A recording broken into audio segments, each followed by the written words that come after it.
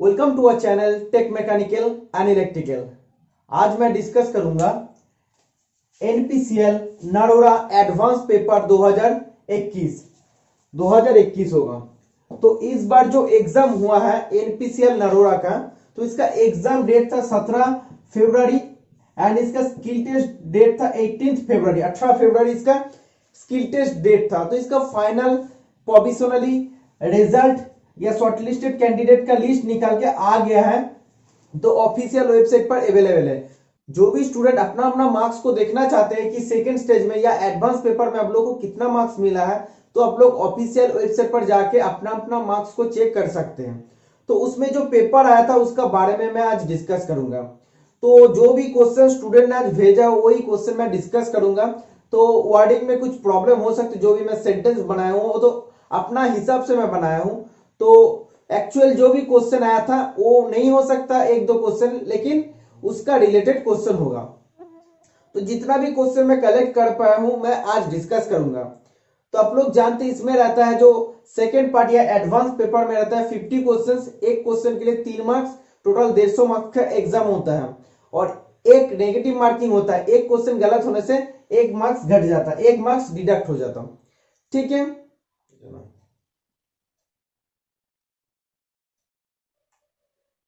First question जो पूछा है, use of filler gauge. Filler gauge का यूज करने का कारण क्या होता है, फिलर गेज हम लोग क्यों यूज करते हैं।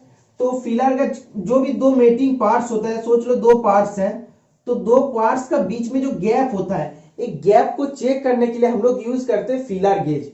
ठीक है, तो इसका दोनों मेटिंग पार्ट, एक पार्ट और एक पार्ट, तो इन दोनों मेटिंग पार्ट के बीच में एक गैप होता है, उसको हम लोग चेक करते हैं फिलर गेज की मदद से।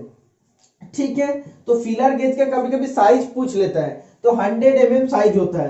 तो 100 mm ये जो क्वेश्चन है, एक क्वेश्चन डीएमआरसी में आया था, तो आप लोगों को याद रहना चाहिए। Next question, tab washer is used for.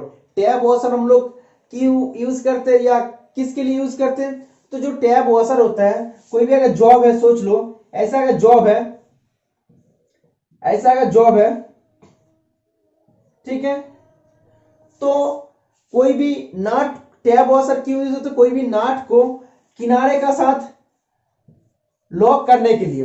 कोई भी एक नाट है, सोच लीजिए नाट है, तो एक टैब वॉशर इस टाइप का होता है। तो किनारा का, जॉब का जो किनारा होता है या एज होता है, तो जॉब का किनारा का साथ नाट को लॉक करने के लिए हम लोग यूज करते हैं टैब वॉशर। ठीक है, तो it is use for locking the nut. Okay, second question, in an external thread the surface joining root and crest. जो थ्रेड का बारे में पूछा है, तो जो थ्रेड होता है, आप लोगों को मैं थोड़ा सा दिखा देता हूं थ्रेड किस टाइप का होता है। तो एक्सटर्नल थ्रेड का बात क्या है, एक्सटर्नल थ्रेड हम लोग डाई का मदद से काटते हैं। डाई का मदद से जो थ्रेड होता है, तो उसका एंगल होता है 60 डिग्री होता है। ठीक है, आप लोग को याद रहना चाहिए, डाई को घुमाने के लिए हम लोग क्या यूज करते हैं, डाई स्टॉक यूज करते हैं। ओके, इंटरनल थ्रेड काटने के लिए हम लोग टैप यूज करते हैं, और हम लोग टैप को घुमाने के लिए क्या यूज करते हैं, टैप रेंज यूज करते हैं। ठीक है, तो आप देख सकते हैं ये जो थ्रेड है, तो इसका बारे में थोड़ा सा डिस्कस कर देता हूं। बोला है एक्सटर्नल थ्रेड में surface joining root and crest. तो ये जो ऊपर वाला पार्ट होता है, इसको क्या बोलते हैं, इसको बोलते हैं क्रेस्ट। ठीक है, इसको बोलते हैं crest, top surface. Okay, top surface of the thread. तो दो साइड, मतलब the top surface joining the sides of A thread. Two sides of A thread, मतलब जो टॉप सरफेस होता है, तो दो, कोई भी थ्रेड का दो साइड को मिला के जो टॉप सरफेस होता है उसको क्या बोलते हैं, उसको बोलते हैं क्रेस्ट। ओके, और सेम अगर बोलते हैं कि दो साइड को मिला के अगर जो बॉटम पार्ट होता है उसको बोलता है, क्या बोलता है, रूट बोलता है। ठीक है, तो क्रेस्ट इसको बोलता है, रूट इसको बोलता है। तो क्रेस्ट से जो डिस्टेंस होता है इधर से इधर तक, तो इसको क्या बोलते हैं, इसको बोलता है डेप्थ बोलता है। ठीक है, तो इसको डेप्थ बोलता है।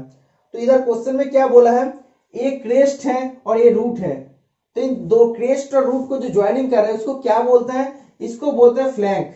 ठीक है, तो क्वेश्चन में यही पूछा था कि एक्सटर्नल थ्रेड में जो surface joining crest and root, जो सरफेस ज्वाइनिंग कर रहे हैं क्रेस्ट और रूट को, तो इसको क्या बोलते हैं, इसको बोलते हैं फ्लैंक।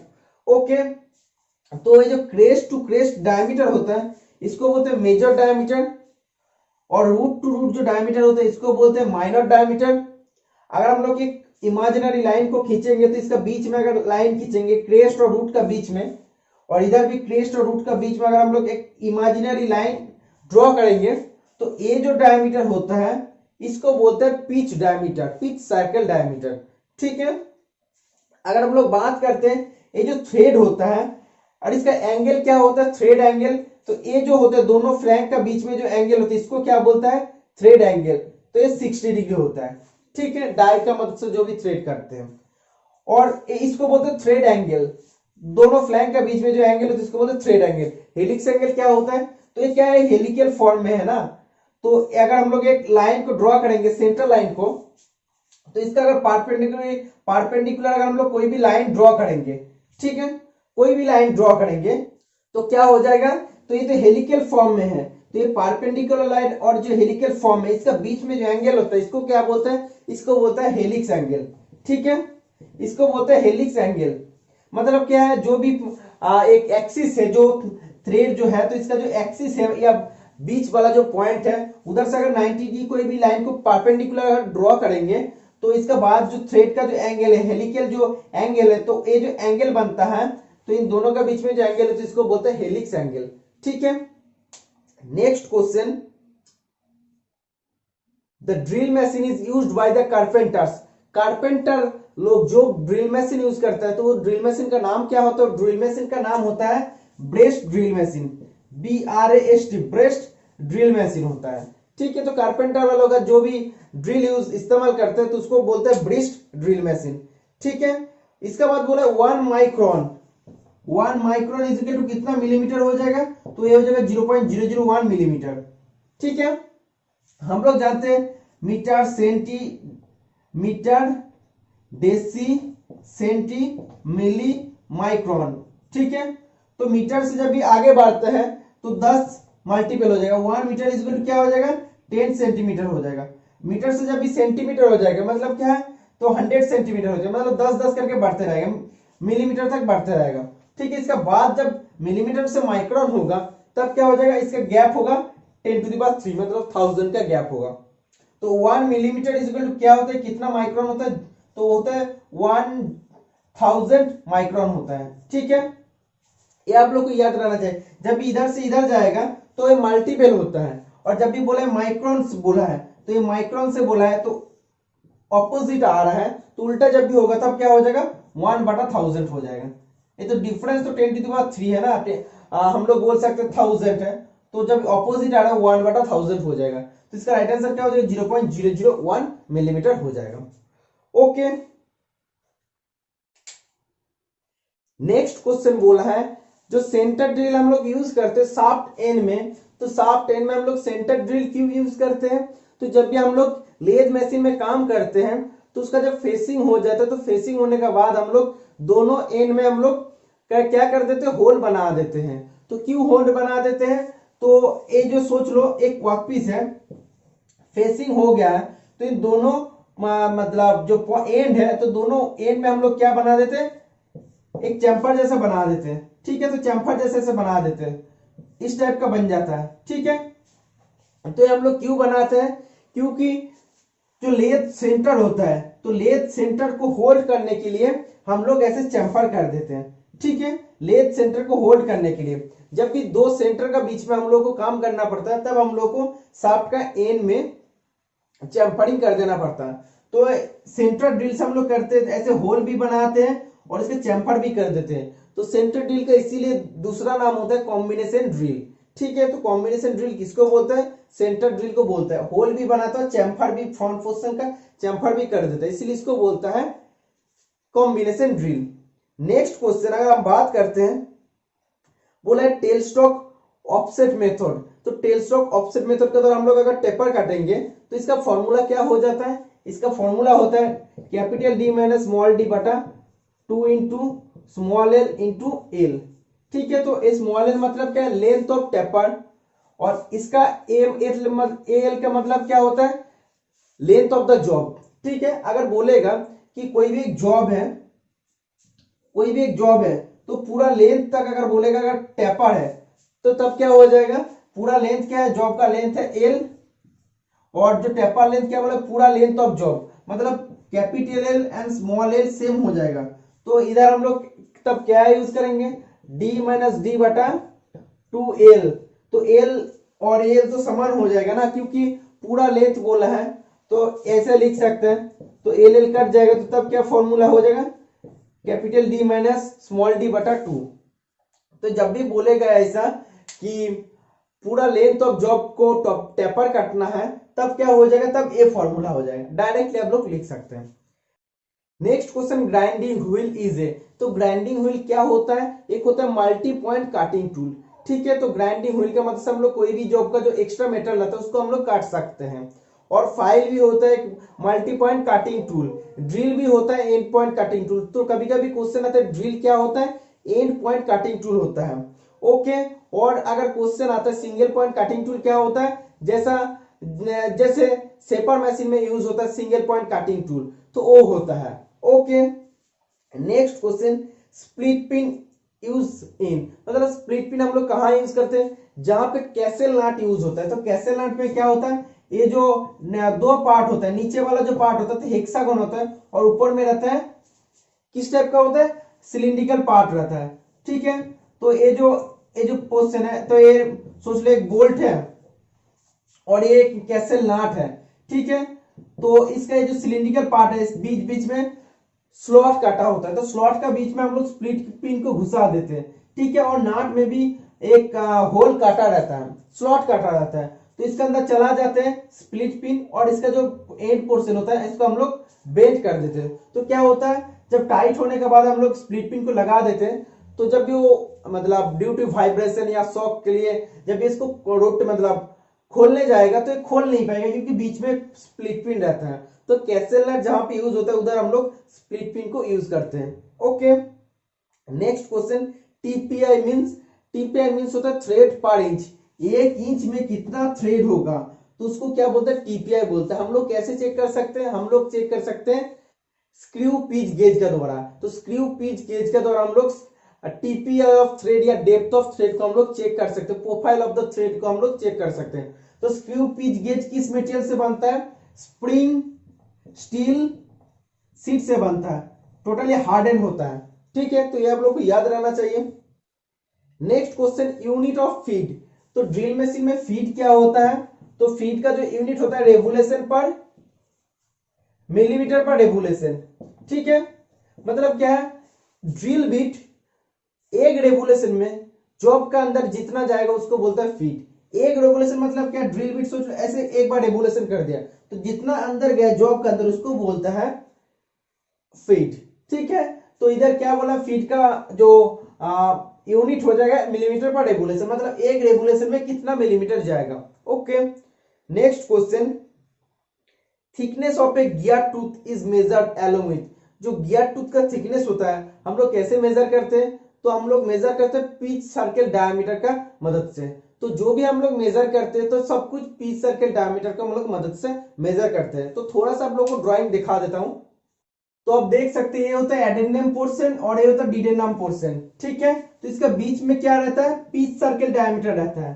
ठीक है, तो पिच सर्कल डायमीटर रहता है। तो जो भी क्या बोला है, क्वाड्रल थिकनेस चेक करने के लिए बोला है। तो वेट, तो बोला है थिकनेस ऑफ गियर टूथ। तो गियर टूथ का कितना थिकनेस है, तो एक हम लोग कैसे चेक करते हैं, तो ये तो होता है पिच डायमीटर ना, तो इधर होता है पिच डायमीटर। तो पिच डायमीटर इधर आके मतलब मैच कर रहा है, तो इधर से इधर तक जो भी डिस्टेंस होता है इसको बोलते हैं गियर टूथ का थिकनेस। ठीक है, तो गियर टूथ का थिकनेस हम लोग कैसे मेजर करते हैं, तो ये जो पिच डायमीटर होता है पिच डायमीटर का मदद से हम लोग करते हैं। Okay, next question, graphite is a. तो ग्राफाइट क्या होता है, तो हम लोग को जानना चाहिए लुब्रिकेंट क्या होता है। लुब्रिकेंट जो मशीन चलता है तो मशीन का लाइफ लॉन्ग या लास्टिंग बढ़ाने के लिए हम लोग को क्या करना चाहिए, मशीन का बीच में जनरली फ्रिक्शन होता है, तो फ्रिक्शन का कम करने के लिए हम लोग को लुब्रिकेंट देना पड़ता है। ठीक है, तो लुब्रिकेंट को कभी कभी आता है कि लाइफ ब्लड ऑफ मशीन किसको बोलते हैं, तो लुब्रिकेंट को बोलते हैं, लाइफ ब्लड ऑफ मशीन, तो लुब्रिकेंट को बोलते हैं। 3 टाइप्स का होता है, solid lubricant, semi solid lubricant and liquid lubricant. ठीक है। तो सॉलिड लुब्रिकेंट के अंदर क्या आता है, ग्रेफाइट आता है, ठीक है। मोलिबोडिनम डाइसल्फाइड आता है, मोलिबोडिनम डाइसल्फाइड आता है। तो ए आया था इस रो में, तो मोलिबोडिनम डाइसल्फाइड क्या होता है, सॉलिड लुब्रिकेंट। एसएस मतलब सेमी सॉलिड लुब्रिकेंट के अंदर क्या आता है, ग्रीज आता है, ग्रीज आता है, वक्स आता है, मोम आता है, ठीक है। और लिक्विड लुब्रिकेंट के अंदर क्या होता है, जैसे सार्बो ऑयल होता है, सार्बो स्पिन होता है, जो भी जैसे ऑयल जैसा होता है, लिक्विड जैसा होता है, उसको वो आता है लिक्विड लुब्रिकेंट का अंदर, ठीक है। तो क्वेश्चन में बोला था ग्रेफाइट क्या होता है, तो ग्रेफाइट होता है एक सॉलिड लुब्रिकेंट। नेक्स्ट क्वेश्चन बोला है कि मैकेनिकल प्रॉपर्टी इनमें से कौन सा नहीं है, तो ऑप्शन में था रेजिस्टिविटी, तो रेजिस्टिविटी नहीं होता है मैकेनिकल प्रॉपर्टी, ठीक है। मैकेनिकल प्रॉपर्टी के अंदर क्या आता है, डक्टिलिटी आता है, मैलेबिलिटी आता है, टेनासिटी आता है, टेंसाइल स्ट्रेंथ आता है, ब्रिटलनेस आता है, इलास्टिसिटी आता है, ठीक है। तो ये सब आता है मैकेनिकल प्रॉपर्टी का अंदर। वो क्या, ये जो प्रॉपर्टी होता है फिजिकल प्रॉपर्टी के अंदर आता है। नेक्स्ट क्वेश्चन बोला है सेंट्रल लेथ का कौन सा पार्ट नहीं होता है, तो आर्बर जो होता है, आर्बर सेंट्रल लेथ का पार्ट नहीं होता है। तो किसका पार्ट होता है, ड्रिल मशीन का भी होता है और मिलिंग मशीन का भी होता है, ड्रिल एंड मिलिंग मशीन का भी होता है, ठीक है। तो ड्रिल मशीन में क्या होता है, ड्रिल चक को आर्बर में हम लोग फिक्स करते हैं, ठीक है। और मिलिंग मशीन में काटिंग टूल को हम लोग आर्बर में होल्ड करते हैं, ठीक है।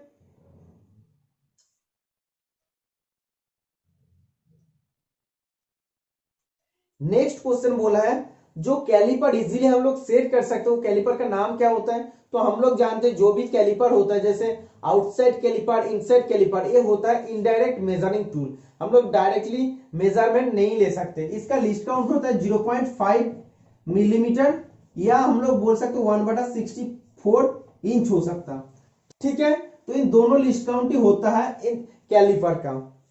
तो एक कैलिपर में जनरली होता है दो टाइप्स का ज्वाइंट, एक होता है फार्म ज्वाइंट और दूसरा होता है स्प्रिंग ज्वाइंट। तो फार्म ज्वाइंट जो होता है उतना ज्यादा एक्यूरेट नहीं होता, स्प्रिंग ज्वाइंट को हम लोग इजीली सेट कर सकते हैं और बहुत ही अच्छा रीडिंग देता है, ठीक है, क्योंकि स्प्रिंग जैसा रहता है, हम लोग स्प्रिंग को घुमा घुमा के इजीली सेट कर सकते हैं, ओके।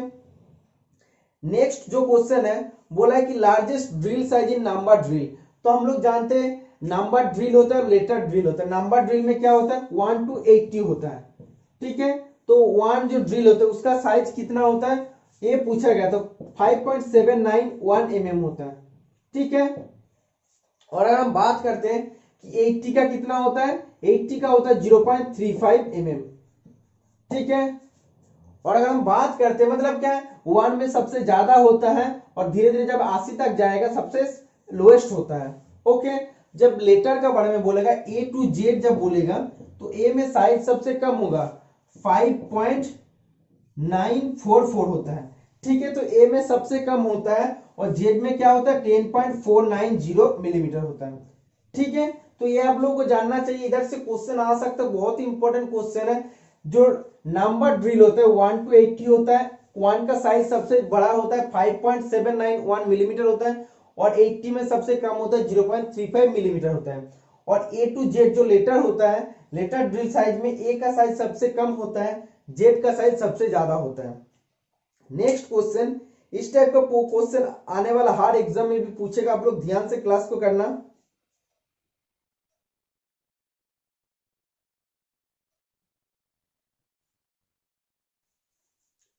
बोला है डायमेंशन ऑफ ए नाट, नाट का डायमेंशन हम लोग कैसे लेते हैं, जो भी बोल्ट होता है ना, नाट जो बोल्ट का साथ फिक्स होगा तो बोल्ट का जो नॉमिनल डायमीटर होता है, बोल्ट का डायमीटर का हिसाब से हम लोग लेते हैं नाट का साइज, ठीक है। बोला है नॉन रिटर्न भाल्व, तो जो नॉन रिटर्न भाल्व होता है, नॉन रिटर्न भाल्व का दूसरा नाम होता है चेक भाल्व, ठीक है। तो चेक भाल्व इसको बोलता है।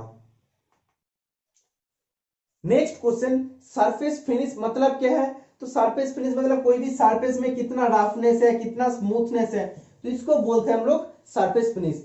तो हम लोग एक सिंबल से डिनोट करते हैं, तो एक होता है इक्विलेटरल ट्रायंगल देके हम लोग इसको डिनोट करते हैं। तो सरफेस फिनिश जो होता है तो इक्विलेटरल ट्रायंगल देके हम लोग डिनोट करते हैं। तो इसका एक एक एंगल कितना होता है 60 डिग्री होता है, ठीक है। तो ये आप लोग को जानना चाहिए। और सरफेस फिनिश का जो रेंज होता है N1 से N12 तक होता है। ओके, ये चीज आप लोगों को जानना चाहिए, बहुत ही इंपॉर्टेंट क्वेश्चन है। N1 में इसका वैल्यू क्या होता है, 0.025 माइक्रोन होता है, और N12 में इसका वैल्यू कितना होता है, 50 माइक्रोन होता है। ठीक है, तो ये दोनों चीज आप लोग को याद रहना चाहिए। N1 में कितना होता है, 0.025 माइक्रोन होता है, और N12 में होता है 50 माइक्रोन। ठीक है, तो ये जो होता है N1 से N12 तक एक सीरीज में मिलता है। तो मैं आप लोग को जस्ट लिख के समझा देता हूं। अगर आप बात करते हैं कि N1 से N1, N2 और N3 जो होता है, तो इसका हम लोग टोटल 4 ट्राइंगल होता है। इस टाइप का ट्राइंगल देके हम लोग डिनोट करते हैं। ठीक है, ये तीनों एक है, N4, N5 एंड N6 जो होता है, इन तीनों को हम लोग डिनोट करते हैं 3 ट्राइंगल देके।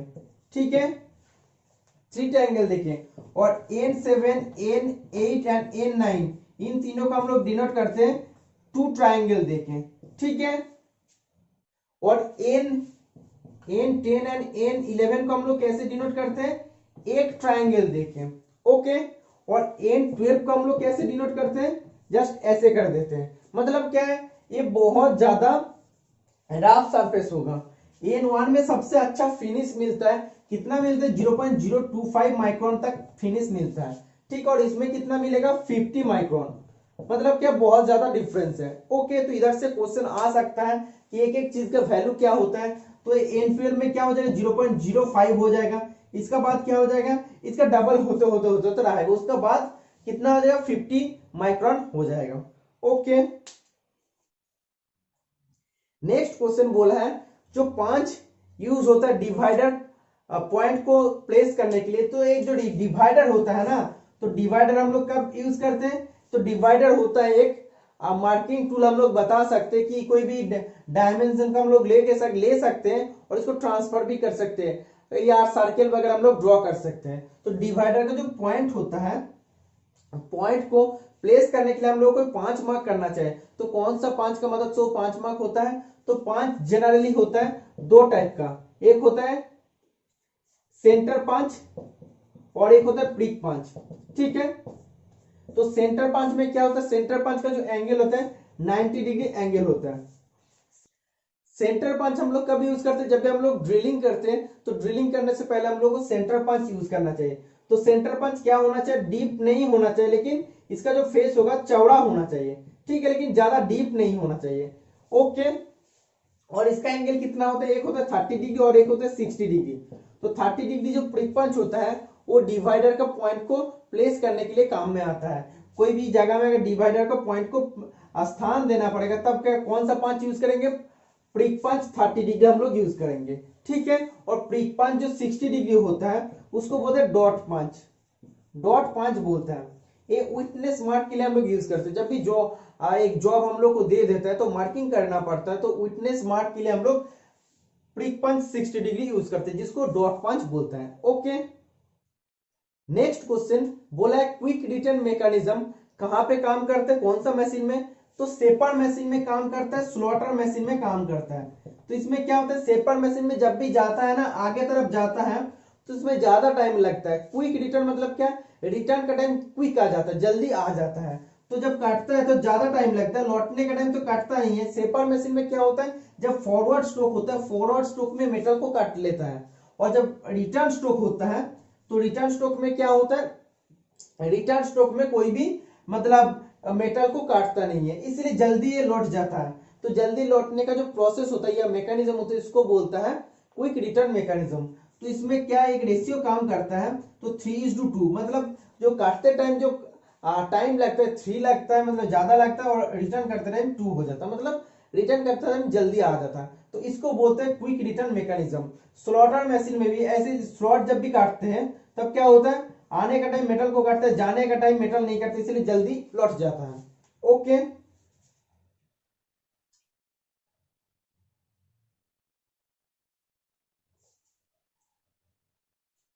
नेक्स्ट क्वेश्चन बोला है, साइज ऑफ इंजीनियर वाइस। तो इंजीनियर वाइस का दूसरा नाम क्या होता है, बेंच वाइस को हम लोग इंजीनियर वाइस बोल सकते हैं। ठीक है, तो बेंच वाइस का जो हम लोग साइज लेते हैं, तो कैसे लेते हैं, विथ ऑफ द जॉ। तो जो जॉ होता है ना, तो जॉ का जो विथ होता है, विथ का हिसाब से हम लोग कोई भी बेंच प्रेस के साइज को लेते हैं। ठीक है, तो जॉ प्लेट कभी कभी पूछते हैं, जॉ जो प्लेट होता है, जॉ प्लेट किस मटेरियल से बनता है? टूल स्टील से बनता है। ठीक है, तो ये चीज आप लोग को याद रहना चाहिए। और जो इंजीनियरिंग भैंस का जो जॉ का साइज होता है वो होता है 125 से 150 होता है। ठीक है, मिलीमीटर होता है। Next question, drill chuck fitted in the spindle why. जो ड्रिल चक होता है स्पिंडल में फिटेड होता है, तो कहां फिटेड होता है? आर बार में फिटेड होता है। ठीक है, तो मैं पहले ही डिस्कस कर दिया हूं, ड्रिल चक आर बार में फिट होता है।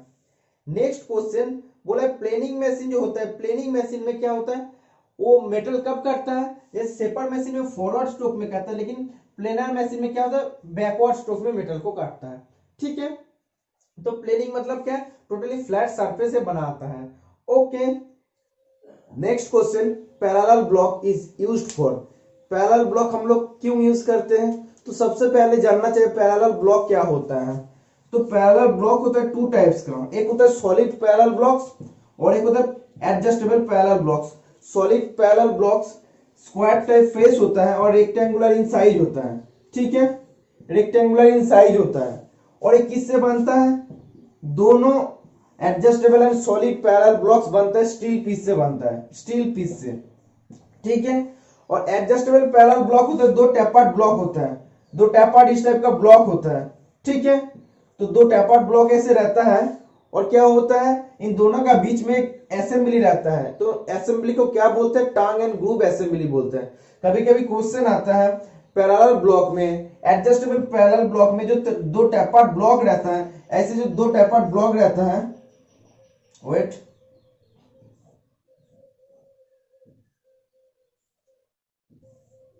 ऐसे जो दो टैपर्ड ब्लॉक रहता है तो इन दोनों का बीच में एक असेंबली होता है, इसको बोलते हैं टांग एंड ग्रूव असेंबली।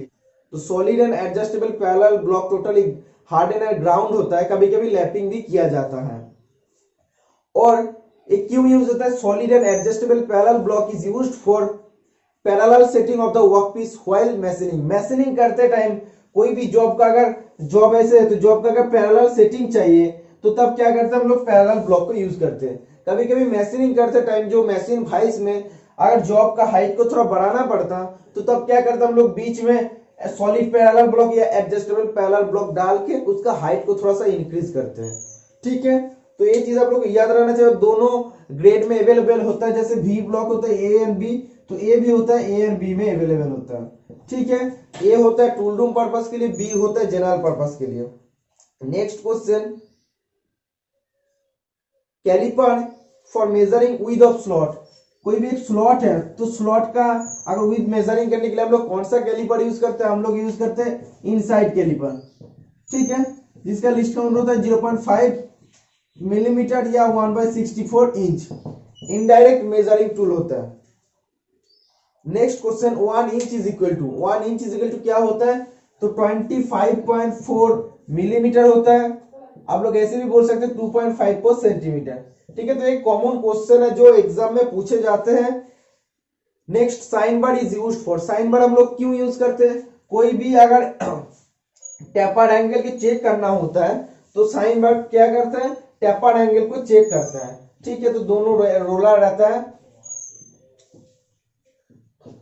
तो कोई भी टेपर्ड एंगल को चेक करता है। ठीक है, तो ये पॉइंट आप लोग को याद रहना चाहिए।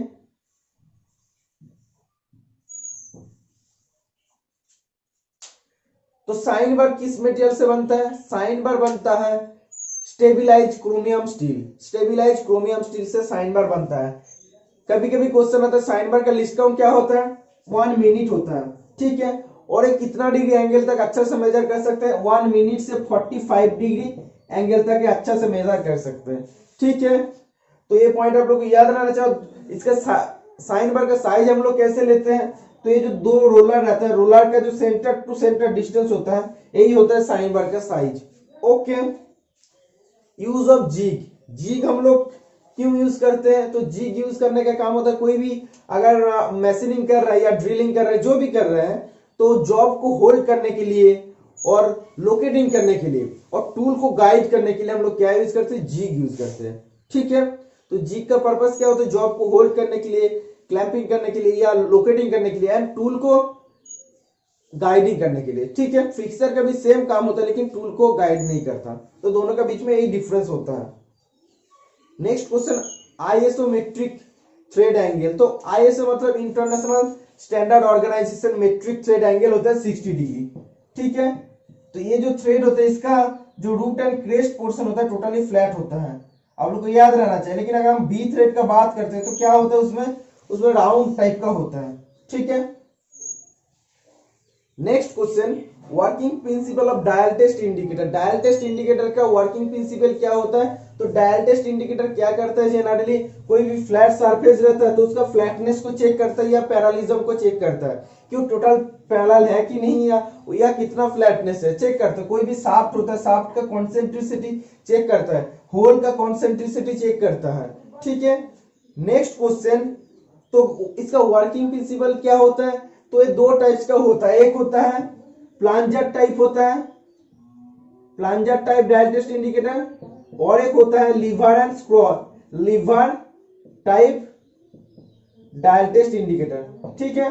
तो जो plunger type dial test indicator होता है उसका प्रिंसिपल होता है रैक एंड पिनियन, और जो lever type dial test indicator होता है उसका प्रिंसिपल होता है लीवर एंड स्क्रॉल, ठीक है।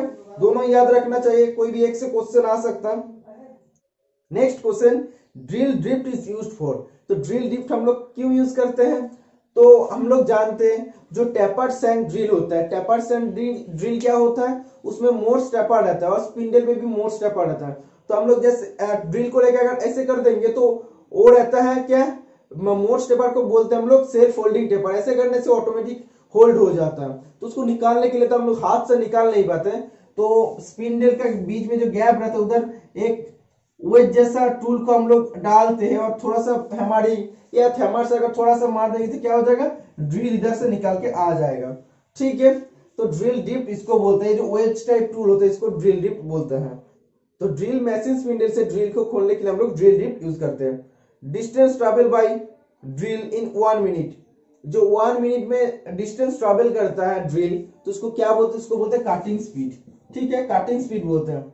जब भी 1 मिनट का बात करेगा तब हो जाएगा काटिंग स्पीड, इसीलिए इसका यूनिट हो जाता है मीटर पर मिनट, ठीक है। और जब भी रेवोल्यूशन का बात करेगा या एक रेवोल्यूशन जब भी बोलेगा तब हो जाएगा इसका मिलीमीटर पर रेवोल्यूशन, तो इसको बोलता है फीट, ठीक है।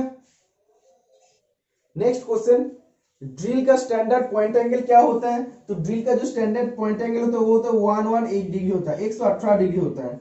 तो ये जो पॉइंट एंगल है ड्रिल का या चीजल का, दोनों चीज एक चीज के ऊपर डिपेंड करता है, मेटेरियल, जो भी मेटेरियल को हम लोग ड्रिलिंग करने जा रहे हैं उसका हार्डनेस के ऊपर। अगर ज्यादा हार्ड होगा तो 118 से बड़ा हो जाएगा ड्रिल का एंगल, अगर सॉफ्ट होगा तो 118 से कम हो जाएगा। लेकिन एक स्टैंडर्ड जो होता है, स्टैंडर्ड मतलब कि जनरल पर्पस के लिए हम लोग यूज करते हैं, माइल्ड स्टील के लिए हम लोग यूज करते हैं या लो कार्बन स्टील के लिए हम लोग ये सब यूज करते हैं, 118 डिग्री यूज करते हैं, ठीक है।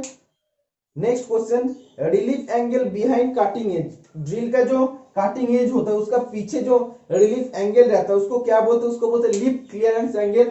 लिप नहीं रहेगा तो उसको क्लियरेंस एंगल बोलेगा, ठीक है। तो ऑप्शन में क्लियरेंस एंगल था, क्लियरेंस एंगल राइट हो जाएगा। क्लियरेंस एंगल कितना रहता है, इसका टोटल रेंज होता है 8 से 15 डिग्री, जनरल पर्पस के लिए होता है 8 to 12 डिग्री, जनरल पर्पस मतलब माइल्ड स्टील के लिए, ठीक है।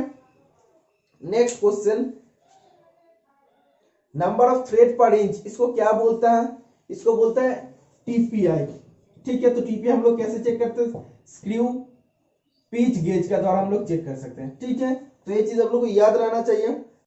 Next question, when size of drill is larger than the spindle size. तो ड्रिल का जो स्पिंडल साइज होता है उससे अगर ड्रिल का साइज बड़ा हो जाएगा तब हम लोग क्या करेंगे, तब हम लोग एक सॉकेट का यूज करेंगे, सॉकेट का यूज करेंगे, ठीक है। तो इसमें क्या होता है, जो मशीन स्पिंडल रहता है, मशीन स्पिंडल का साइज इतना होता है, अगर ड्रिल का साइज इससे बड़ा हो जाएगा तब हम लोग क्या करेंगे, सॉकेट यूज करेंगे। तो दोनों का बीच में एक सॉकेट यूज कर देंगे, तो ऐसे मशीन स्पिंडल के अंदर भी जाएगा और इसको होल्ड भी करेगा ड्रिल को, ठीक है। तो सॉकेट में भी रहता है मोर्स टेपर, तो सॉकेट इसके अंदर रहता है तो ये चला जाता है और इसका जो सॉकेट का फ्रंट पोर्शन होता है इधर ड्रिल भी चला जाता है, तो इसीलिए हम लोग सॉकेट का यूज करते हैं जब ड्रिल का साइज मशीन स्पिंडल से बड़ा होता है। और अगर कम होता तो तब क्या करते हैं, तब हम लोग स्लीव यूज करते हैं, ठीक है। तब कम होते तो हम लोग स्लीव यूज करते हैं। अगर ड्रिल का जो साइज मतलब मशीन स्पिंडल का जो साइज इतना साइज है, ड्रिल का साइज अगर इससे कम होता है तब क्या करेंगे, तब इसका बीच में सॉकेट ऐसे हम लोग लगा देंगे और ऐसा हो जाएगा। ठीक है, तो इसका बीच में सॉकेट के बीच में ड्रिल घुस जाएगा। ठीक है, इसीलिए हम लोग मैसिव स्पिंडल के साथ इजीली ड्रिल को फिक्स कर सकते हैं, अगर छोटा या बड़ा साइज का ड्रिल हो तब भी। बोला है instrument for measuring high temperature. High temperature को मेजरिंग करने के लिए हम लोग क्या यूज करते हैं, हम लोग यूज करते हैं पायरोमीटर। ठीक है, पायरोमीटर यूज करते हैं हम लोग हाई टेम्परेचर को मेजर करने के लिए। जो ब्लास्ट फर्नेस होता है या फोर्जिंग होता है, फोर्जिंग का होने का टाइम हम लोग क्या यूज करते हैं, पायरोमीटर यूज करते हैं हाई टेम्परेचर को चेक करने के लिए। नेक्स्ट क्वेश्चन बोला लुब्रिकेंट का मोस्ट इंपॉर्टेंट प्रॉपर्टी क्या होता है, विस्कोसिटी होता है, विस्कोसिटी होता है। ठीक है, तो विस्कोसिटी से एक क्वेश्चन आता है, टेम्परेचर अगर बढ़ेगा तो विस्कोसिटी क्या होगा, टेम्परेचर बढ़ेगा तो विस्कोसिटी कमेगा और घटेगा, और टेम्परेचर अगर कम होगा तो विस्कोसिटी क्या होगा, बढ़ेगा। ठीक है, zero error in micrometer. Micrometer का जीरो एरर क्या होता है, ऐसे अगर हम लोग माइक्रोमीटर एक ड्रॉ कर लेंगे तो बैरल हो रहा है और एक थिम्बल है।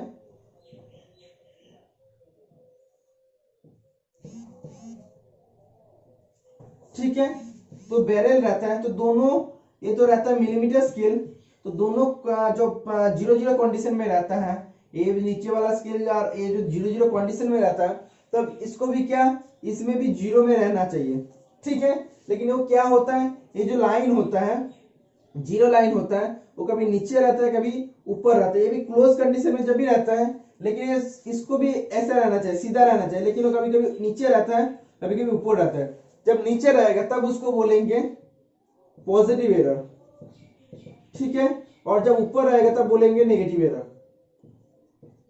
ओके, तो ये होता है आउटसाइड माइक्रोमीटर के लिए, आउटसाइड माइक्रोमीटर के लिए होता है। और जो डेप्थ माइक्रोमीटर होता है, तो डेप्थ माइक्रोमीटर के लिए इसका उल्टा हो जाएगा। ठीक है, डेप्थ माइक्रोमीटर के लिए ये पॉजिटिव हो जाएगा, ये नेगेटिव हो जाएगा, क्योंकि डेप्थ माइक्रोमीटर में हम लोग रिवर्स में इसको घुमाते हैं। जो आउटसाइड माइक्रोमीटर में ऐसे ऐसे करके हम लोग खोलते हैं, तो डेप्थ माइक्रोमीटर के हम लोग ऑपोजिट साइड में खोलते हैं। ठीक है, next question, vice clamps is used for. Vice clamp हम लोग कहाँ यूज करते हैं, वाइस क्लैंप को हम लोग सॉफ्ट जॉब बोल सकते हैं, जो एल्यूमिनियम से बनते हैं। कोई भी अगर एक फिनिश जॉब है, सोच लो ऑलरेडी फिनिश हो गया है, उसको अगर हम लोग इंजीनियरिंग वाइस या बेंच वाइस में अगर होल्ड करने जाएंगे, तो बेंच वाइस का जो हार्ड जॉ रहता है, हार्ड जॉ का वजह से मार्क हो सकता है, ये जॉब के ऊपर मार्क हो सकता है, तो ये फिनिश जॉब है। तो मार्क होने से बचाने के लिए हम लोग इसका बीच में एक सॉफ्ट जॉ दे देते हैं, हार्ड जॉ का बीच में एक सॉफ्ट जॉ लगा देते हैं। दोनों हार्ड जॉ रहता है, इधर एक सॉफ्ट जॉ, इधर एक सॉफ्ट जॉ लगा देते हैं। उसके बाद हम लोग जॉब को होल्ड करते हैं, तो कोई भी मार्क नहीं आता। ठीक है, next question, distance covered by cutting tools in 1 minute. Same question 2 बार दिया है शायद, कि कटिंग टूल 1 मिनट में जितना डिस्टेंस कवर करते हैं उसको क्या बोलते हैं, उसको बोलते हैं cutting speed. Bevelling the end of a drill hole, मतलब कोई भी एक ड्रिल होल है, ऐसी जॉब है, तो होल तो पहले से है, ऐसे होल है। ठीक है, तो उसको फ्रंट पोर्शन को अगर चैम्फरिंग करना होता है, तो चैम्फरिंग करने का जो प्रोसेस होता है उसको क्या बोलते हैं, उसको बोलते हैं काउंटर सिंकिंग। ठीक है, sum of addendum plus dedendum, addendum plus dedendum क्या होता है, डेप्थ होता है। ठीक है, ये चीज आप लोग याद रहना चाहिए, मोस्ट इंपॉर्टेंट क्वेश्चन है। तो ये था आज का क्लास। वीडियो अगर आप सभी के लिए पसंद आया तो आप लोग चैनल को जरूर सब्सक्राइब कीजिए, आने वाला हार्ड टेक्निकल जॉब का आप लोग को अपडेट मिल जाएगा। अभी तक ऑफिशियली इसका एडवांस पेपर नहीं मिला है, फिर भी जो भी स्टूडेंट भेजा था क्वेश्चंस, उसको लेके कलेक्ट करके मैं पेपर को बनाया था, इसका बाद में डिस्कस कर दिया। अगर वीडियो पसंद है और वीडियो आप सभी के लिए हेल्पफुल है, तो आप लोग चैनल के साथ जुड़े रहना, जितना ज्यादा हो सके चैनल को आगे बढ़ाता रहना। आप सभी का सपोर्ट में ऐसे आप लोगों के लिए मैं क्लास प्रोवाइड करता रहूंगा। आज के लिए इतना ही, मिलते हैं नेक्स्ट वीडियो में, बाय बाय।